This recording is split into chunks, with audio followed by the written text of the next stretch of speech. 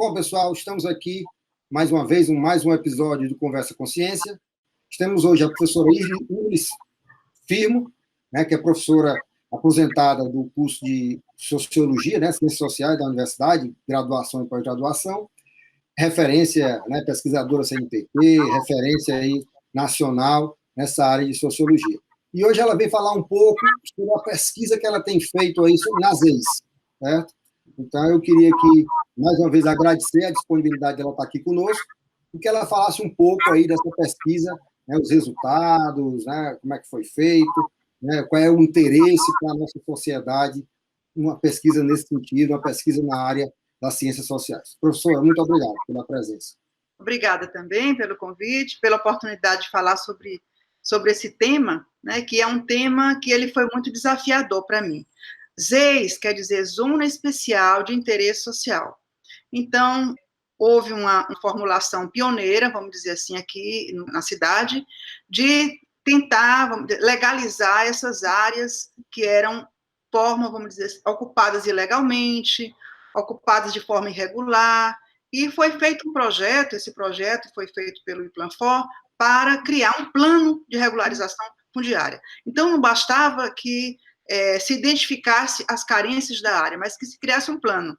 E para esse plano foi chamada uma equipe interdisciplinar, formada por arquitetos, economistas, sociólogos, políticas públicas, geografia, enfim, todo esse conjunto aí de áreas do conhecimento, né, se uniu para poder nós pensarmos como é que seria esse projeto. E a área de direito também, muito importante para essa situação, porque são áreas que não têm a posse, vamos dizer assim, da casa. E a nossa pesquisa, a nossa área de sociologia, eu coordenei, a equipe coordenei, enfim, o projeto todo, mas especificamente a área de sociologia fez uma pesquisa, fez um levantamento de dados, entrevistando a população, entrevistando lideranças e vendo como é que eles viam as condições de moradia, o que eles pensavam sobre a cidade, e chegamos a conclusões interessantes. As zonas eram, para eu tornar mais claro, né? O Poço da Draga, o bairro Bom Jardim e o Pici, foram as 3 áreas pesquisadas. Então, as pessoas têm, vamos dizer assim, quase que uma vida mais restrita àquele local de moradia, né?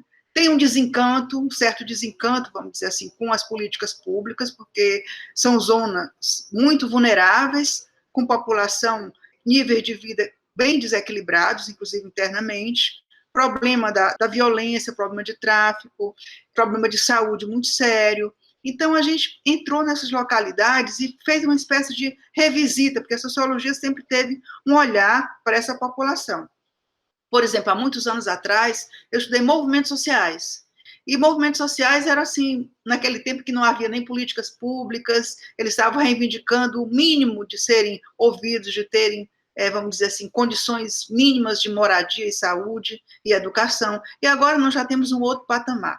Então, essa política pública, primeiro nós atuamos na crença da população. A população precisava acreditar que era possível que elas, vamos dizer assim, tivessem um plano, de posse desse plano elas têm que organizar, e a Câmara de Vereadores, elas têm que criarem um ânimo muito grande para poder transformar o projeto em leis, né, e permitir, vamos dizer assim, uma moradia digna que eu digo assim, a casa poder passar, vamos dizer assim, uma ambulância, né, ter uma condição, ter escola, ter creche, ter uma área de lazer. A arquitetura teve um papel muito bonito nesse sentido de criar um plano, né, interessante de moradia com uma certa estética, interessante. E nós trabalhamos assim de uma forma muito interessante interdisciplinar. Eu acho que o desafio, porque você juntar com o arquiteto, que é prático, né?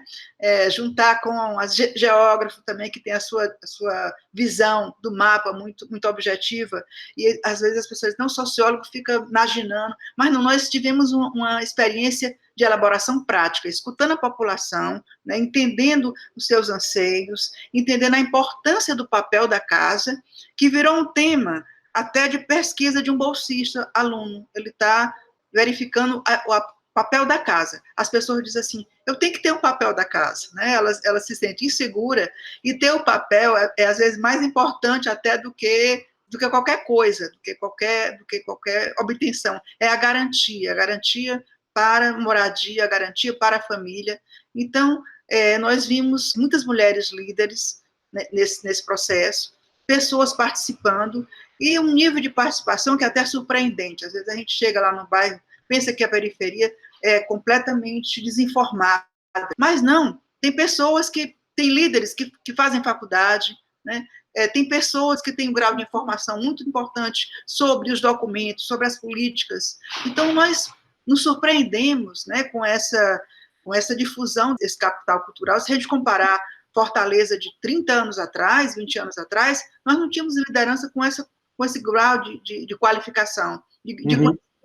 Então, eles na universidade, o reitor foi muito importante nesse momento para acionar, né, a pesquisa, e a gente começou, né, foi o Henri, na época do Henri, essa pesquisa que durou praticamente 2 anos. Disso saiu um livro, vai sair um livro, e o nosso tema na área de sociologia foi sobre a participação. Nós discutimos o que é participar para essas pessoas, como é que elas se organizam para participar, as dificuldades da participação, às vezes muito vista como sendo no momento da reunião, né? Então, assim, as comunidades, elas são organizadas politicamente, elas têm liderança, elas têm, vamos dizer assim, uma compreensão do funcionamento até das desigualdades e da violência. Por exemplo, quando a gente sabia que tinha uma área vulnerável, ali a gente sabia que não podia chegar lá, não podia tocar, e deixava que a comunidade ela também construísse sua solução, né?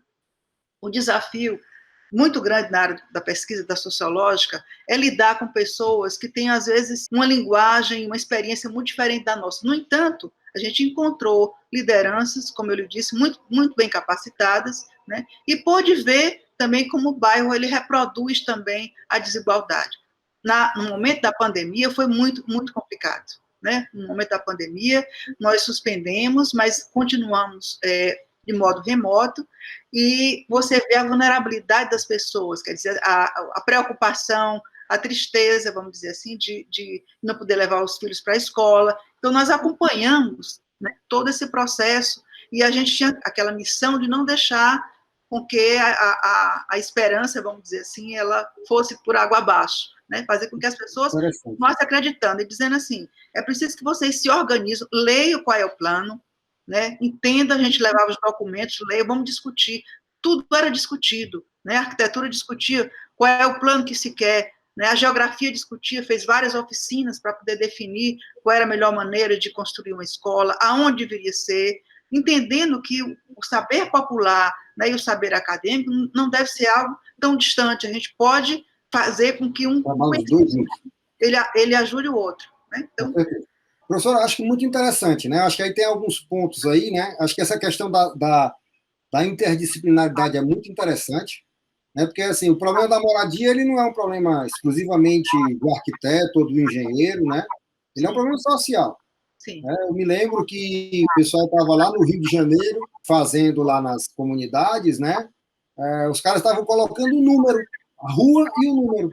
Por quê? Porque antes, né, tempo atrás, o cara chegava uma carta, deixava lá num determinado restaurante, um bar, e o cara ia subir para a casa dele, só achei carta para mim, e o cara ia separar as cartas dele. Hoje não, a carta chega na porta dele. Então, isso é uma conquista, né? Ou seja, eu tenho endereço, né? Rua tal, número tal, né? Eu tenho endereço. Então, eu acho que isso... E a moradia é até um princípio constitucional, né? É um direito constitucional, né? Então, acho que a gente tem que trabalhar. E essa questão que você falou também da cidade apartada, né? Eu acho que esse é um problema, né? Que as pessoas, né? Você mora naquela região, não conhece outra e vice-versa, né? A cidade não se comunica, né? Então, isso é uma dificuldade grande a ser aí, vamos ver, os nossos gestores futuros tentar resolver. Não é fácil, mas é um problema sério no Brasil todo. Isso não é uma característica de Fortaleza, isso é característica no Brasil todo, né? Mas eu fico muito satisfeito. E assim, e como foi a receptividade das pessoas? Foi muito boa?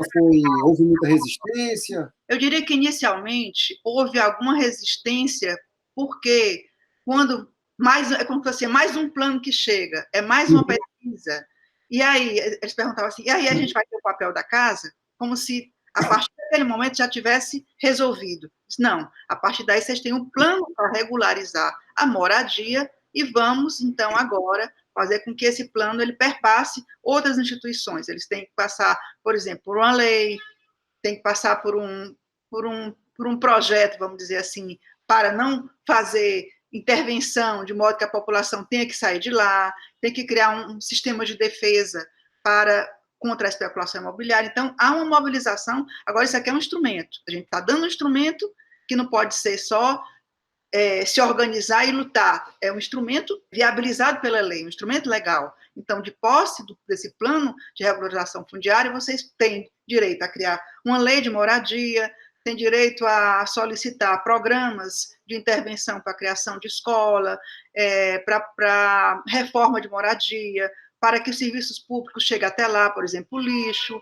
o saneamento. Então, assim, a gente teve que explicar toda essa história, porque quando o cidadão, quando ele não tem posse desses bens, ele está muito desinformado de tudo, né? Ele está sem a possibilidade de acesso, como se o plano fosse uma situação de mediação. E nós descobrimos uma coisa interessante. Primeiro, a importância desses instrumentos de mediação, depois a nossa identidade. Em sociologia, a gente chama de identidade, quando a pessoa se reconhece. Então, esses moradores, eles passaram a se sentirem mais reconhecidos. É muito interessante você pensar, quando eles foram à universidade, um contentamento por ser recebido na instituição, um contentamento da gente ir até lá. Então, a situação de desigualdade torna as pessoas se sentindo inferiores, se sentindo não reconhecidos. Então, eles passaram a se ver como cidadãos nesse sentido, né? Então, eu acho que a pesquisa teve esse dado interessante. E o tema do reconhecimento é um tema fundamental na sociologia, porque a desigualdade, ela produz uma ausência de reconhecimento, que vai lá na dimensão mais afetiva, mais profunda, né? As pessoas não têm coragem de se dirigir, não acreditam, não têm coragem de se dirigir às instituições, e há uma enorme defasagem entre determinadas pessoas que não têm nem documento, às vezes não têm nem identidade, carteira de identidade, né? Então, essa falta de documento cria, vamos dizer assim, uma ausência de cidadania. Eles ficam vulneráveis, aqui vem um outro, vulneráveis até um sistema, vamos dizer assim, de intervenção ilegal, porque o ilegal vai dizer assim, eu vou conseguir isso para você, eles não conseguem pelas vias legais, vão conseguir algum benefício pela via ilegal.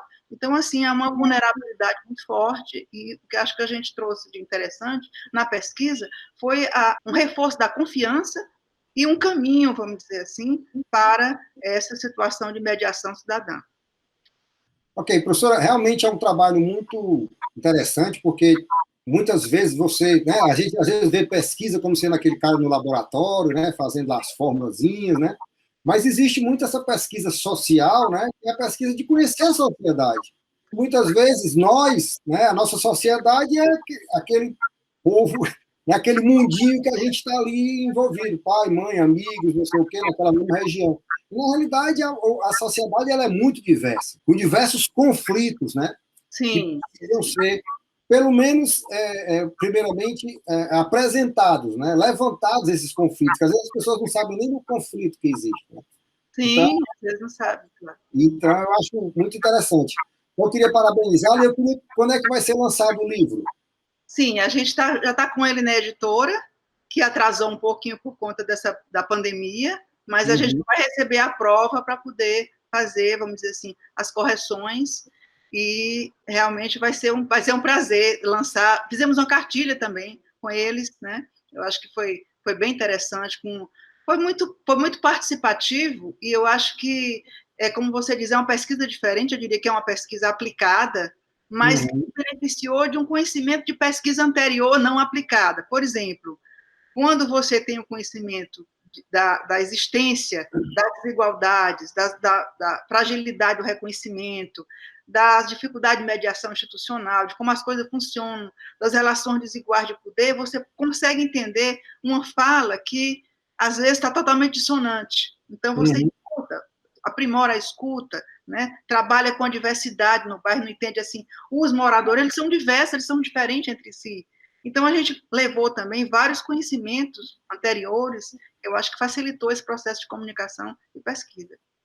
Ok, muito obrigado, foi um prazer tê-lo aqui no nosso programa. certo? Eu fico muito satisfeito. E a gente está abrindo justamente para todo tipo de pesquisa, porque as pessoas acham que pesquisa é só... pesquisa é muito mais ampla, né? Então, é um prazer tê-lo aqui, professora. Muito obrigado. Aí, a senhora deixa de demandar um pouquinho do seu tempo aqui conosco. Obrigada também. Eu agradeço. Para mim é um prazer também falar, né? Faz parte do trabalho. Mande um abraço para o professor César. Diga a ele que ele está me devendo. Eu já mandei uma mensagem para ele que ele vai vir para cá também. Ok? Muito obrigado, pessoal. Espero que gostem do nosso programa. Vejam lá, vão lá no YouTube, Conversa com Ciência, né? Entre lá, dá um like e divulgue. Eu acho que é muito importante hoje no mundo tão disputado e aí que a ciência está tão em evidência, ao mesmo tempo tão sendo vilipendiada. Então, eu acho que é o momento a gente conhecer ciência e valorizar a ciência, ok? Então, muito obrigado, fiquem todos bem, fiquem com saúde, fiquem em casa. Um abraço a todos.